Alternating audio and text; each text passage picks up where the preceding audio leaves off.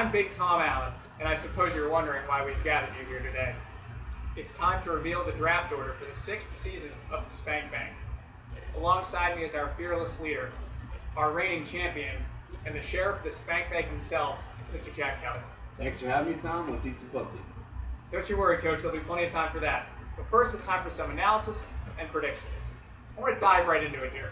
Tell me how you see things breaking down tonight. Who's getting that first pick?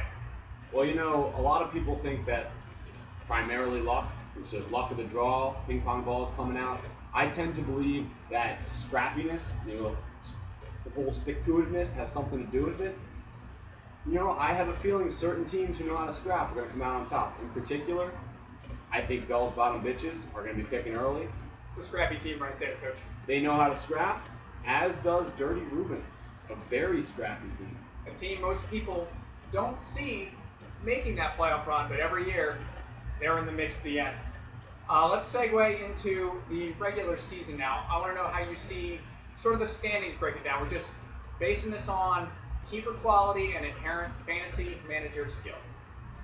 Well, you know, I like to look at league history and manager performance as well as current keeper status when I make these predictions. Really the way I see it shaking out is there are 3 tiers. We have the guys, the big dogs who are really in the hunt. We have some teams in the middle who can make some moves. And then we're going to have some cellar dwellers as well. That does seem to be how most professional sports leagues like this break down. So, tiers. I want you to give it to me, break it down, team by team. Who's in which tier? Alright, so we're starting with our old guard. These boys have proven they have what it takes to contend in the past, and I don't see them going down early or easily. Coming off their second league title, Bell's bottom bitches, now they may not win the division, but watch out if you draw them in the bracket. It should be another banner year for the Great Poop Disaster with another division title in sight. I really like the comparison between Great Poop Disaster and someone like a Ned Flanders. You know, always striving towards excellence, shows excellent respect towards others, but at the end of the day, do you really fear them? Not really sure they have that killer instinct. I hear what you're saying. And on the other side, both the Breadsticks and Tankadelphia should have major chips on their shoulders this year, as both of those teams have gotten near the summit in the past but have failed to take home the hardware. For me, it's a bit of a toss-up who's going to win the division, but for the fans of those teams, the real season starts week 13. Hard to argue with any of the teams you have up in that tier, Coach. It's interesting you bring up the division championships because a lot of people feel like those are really key to getting to that title, that first round bye. I'll tell them I wouldn't go that far. You know, in fact, if you look at the league's history, not a single division winner in the 5 years has actually gone on to win the title. Oh, wow. Some even refer to it as the division winner's curse. Well, how about that? Something to look out for this year. Let's move on to your second tier here. Yeah, I like to refer to this tier as the Mogers and the Shavers. Some of these teams are coming off of recent playoff berths, while others are looking to put their dancing shoes back on. Now, you gotta love the raw, upfront, possibly racist energy coming from the station. And the Teagle looks to be building upon an already quality keeper situation in the coming days. On the other side, if you look at teams like Drew Peacock and McGurr, I think those teams will be in the mix as the season ends, but look for at least one of those teams. My bet is one of those teams will not be making the playoffs. They'll be on the outside looking in. Yep, and it has to be at least 2 of those top 8 teams you're reading on the outside looking in, as only 6 teams make the playoffs here in the Spank Bank. Speaking of outside looking in, let's look at your last tier. Alright, well, so finally we have what I refer to as our Kinney Cup contenders. I don't see these teams getting out of the basement this year. Some may be surprised to see Dirty Rubens down in this group after back-to-back title appearances, but I probably don't, those teams probably don't have a lot to say about why Tyler succeeded. It's mostly luck. A common theme we're noticing among all these cellar dwellers, if you will, is a lack of quality keeper options. If the draft falls in their favor, sure, they could have a surprise season, but I'm predicting a long season for these folks and their fans. A long season certainly possible for those cellar dwellers, and they'll have to learn how to spell cup and contender a little better, if you ask me. Well, Coach, the moment of truth is here. I say we get right down to it. Without further ado, the draft order of the 6th season of the Spank Bank.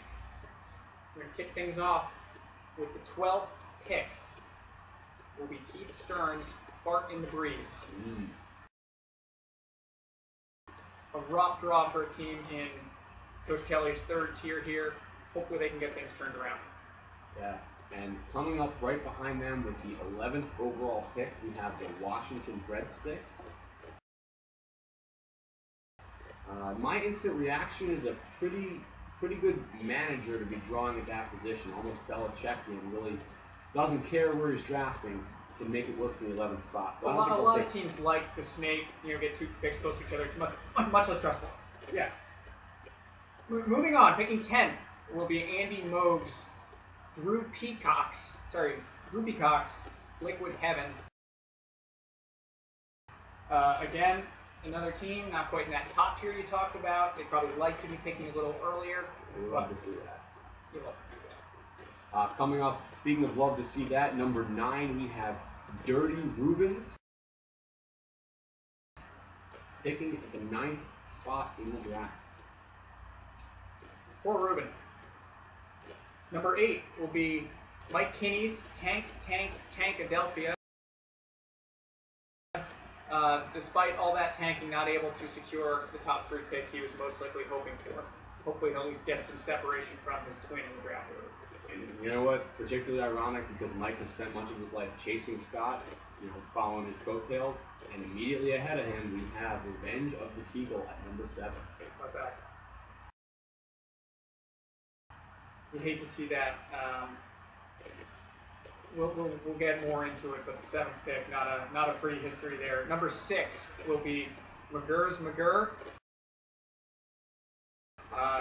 Young team, a lot of energy, some trade talk. I'm very excited about this team. It's a great selection for you. I think this team really has high aspirations, and they'd really like to put something together. We'll see if it can happen. Yeah. Coming in at number 5 is The Station. That is the Masturbation Station. Picking overall, number 5. Not quite sure I understand what that team name means, but I'm sure someone will explain to me at some point. Number 4 will be Bell's Bottom Bitches, the defending champions. Getting a pretty solid pick here. They have to be pleased. Lucky number 4. Yeah. Wouldn't mind being in that position if I were Bell's Bottom Bitches. Better than 11. The 3rd pick. 3rd overall pick. This is going to hurt some people who have not done well in the league, but the Great Poop Disaster coming in at number 3. Already a powerhouse, looking to solidify the team with even more superstars. You've got to watch out for the Poop this year. Some people don't think the draft order should be randomized, and this would be evidence to that, but those people are idiots. Picking 2nd will be, I'm not sure I'm pronouncing this team name right. It's clearly not in English. Luvit when you told me Papa. I believe that's Rob Baker's team. 2nd. I think it may be an R&B reference, but I don't get it. I'm not out there. Yeah. Coming in the overall 1st pick, and I can't think of someone who is more deserving, a team that has never had a winning season in the Spank Bank. The 1st overall pick goes to Homer's pickup team. Let's see who he picks this year. A chance to redeem the mistakes of the past, Jack. Well, I gotta ask if you have any quick, rapid reactions. We don't have a lot of time left on the air. But well, I'm just wondering if Doug Martin will be on the board at number 1. Do you think he'll be available? Some people are big fans.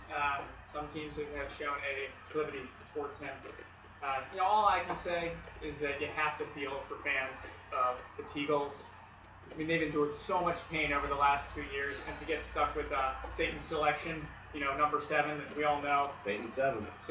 We all know the history of that pick. So tragic to see that season cut short already. Their fans are in a box. Well, I mean, on that note, the excitement's over, folks. Congrats to Homer's pickup team. And please, someone text Tyler to let him know his pick because he's not going to watch this. And without further ado, let the games begin. And the trades.